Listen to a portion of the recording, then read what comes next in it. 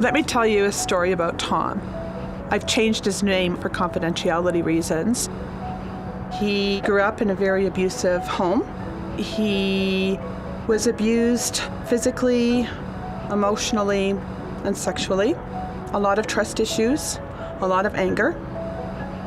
So Tom, at the age of 12, due to his life at home and how he was treated, he started to live on the streets. Learning life on the streets is pretty hard on anybody. In order to survive on the streets, he was involved in prostitution, which led him into some very difficult and violent situations. On one occasion, the person was taking advantage of him and he reacted and responded, which ended up in a criminal offense, and he ended up in the institution and was there from the age of 18 to 42. We received Tom's file and we had some questions in regards to whether we could work with Tom. Not only is it violent at home, it's violent on the streets and it's violent in the institutions. That's all he knew. His one line that I'll remember, probably till I'm 80, said, "I'm done. I don't want to be violent anymore. Enough is enough. I want to carry on with my life."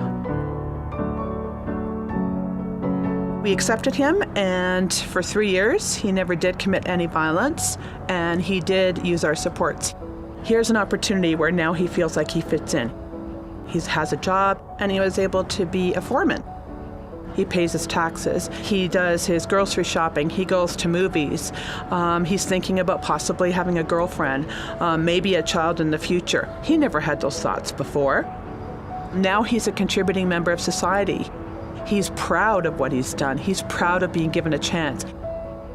Tom is one of the people that society throws away, that people don't care about, that people don't understand, that have never been given an opportunity, that have never been brought up in a healthy, supportive, caring family.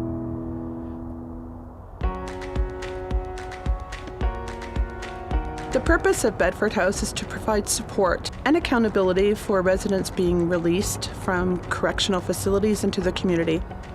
If they didn't have transitional or reactivation programs to go to, they wouldn't have any guidance, they wouldn't have any support, they wouldn't have any accountability. Chances are they would go back to their old behaviors, or they would be homeless. They need that support. They went to jail because they didn't have the skills to live in the community in a positive way. And so while they're in the institution, most of them have taken some programming, and so when they come out, this is an opportunity for them to practice. We don't want them to do anything unsafe in the community. We want them to be successful. What you've just seen illustrates how Calgary John Howard Society and Bedford House help keep the community safe by assisting those returning from the community to get established, get a job, and earn money so that they can afford their own place to live.